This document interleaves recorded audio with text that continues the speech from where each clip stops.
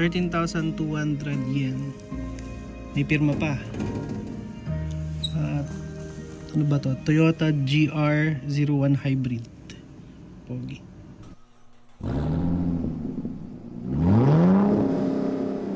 Welcome back everyone. May nakita na naman ako murang bilihan ng diecast cars dito sa Ueno, Tokyo, Japan. Ang pangalan ng store na to ay Hobby Off at located ito dito sa may Amiyoko Street. Madami nga palang floors itong Hobby Off since iba't ibang hobby ang nandito.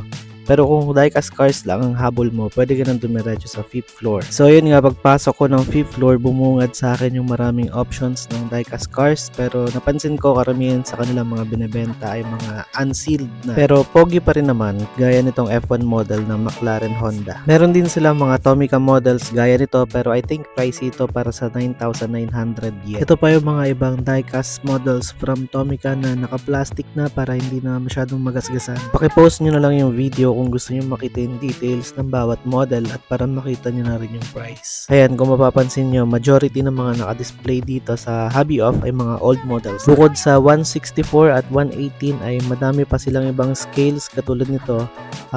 27,500 yen ang price nito, pero marami na siyang scratches pag i-zoom nyo. Tulad na lang ng scratches sa front bumper nito. Obvious na obvious siya pag nilagay ninyo sa display. Meron din silang ibang options na gawa ng tamiya ng mga diecast aircraft. Anyway, meron ding mini champs na talagang napakaganda. First time ko makita yung brand na ito dito at medyo pricey siya kung titignan. I think itong mini champs na ito ay brand new pa.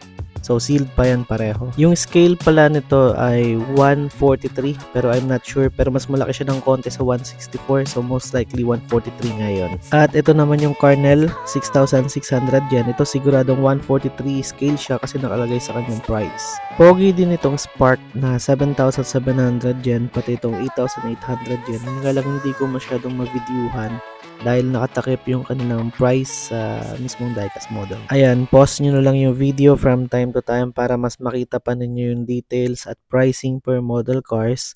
Sa conversion na ginagamit ko, ang 1 yen is equivalent to 0.38 pesos kasi yun yung nabili naming price ng yen nung nagpunta kami. Take note of the date, March 12, 2024 nung ginagawa ko itong video. So most likely, baka iba na rin yung price ng Japanese yen to peso. Depende sa date kung ano yung napanood mo itong video na yun. Nag-o-offer din pala ng tax-free itong Hobby Off. So meaning, mas mababa yung price na makukuha mo yung diecast cars if marireach mo yung purchase na 5,500 yen sa isang transaction. Kailangan mo lang i-present yung passport mo upon payment pag na-reach mo yung 5,500 yen. Gaya nitong Spark na may signature pa, 13,200 yen talaga ang price niya, pero if tax-free makukuha mo lang siya ng 12,000 yen. Nasa 4,560 Philippine peso lang yon sa 0.38 na conversion.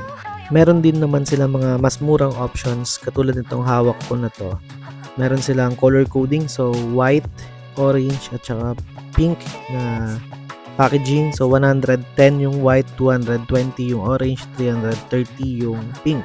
Murang-mura na yan kasi sa conversion sa Philippine peso, nasa 41 pesos, 83 pesos at 125 pesos lang ang katumbas niya. Dapat lang ay magaling kang pumili kasi maraming nakadisplay na may mga damages or may mga scratches na. Pero marami pa rin naman magaganda gaya nitong Lamborghini na hawak ko na 125 pesos lang. Ito yung mga pink displays na 330 yen or 125 pesos. Okay pa naman yung itsura. Isa sa magagandang nakita ko dito ay itong Audi A3 na 500 yen, 190 pesos na lang ang katumbas niyan sa Philippine peso. Meron din sila mga RC models tulad nitong Enzo Ferrari na 4,000 yen.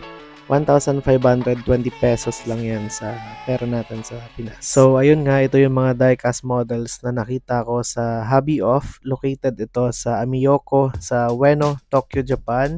Malapit lang ito sa Okachimachi Station or Ueno Station ng JR Line. Maraming salamat sa panonood sa ating diecast hunt dito sa Tokyo, Japan. Hopefully, nag-enjoy ka at sana mag-subscribe ka sa ating YouTube channel at follow mo na rin ako sa TikTok channel natin.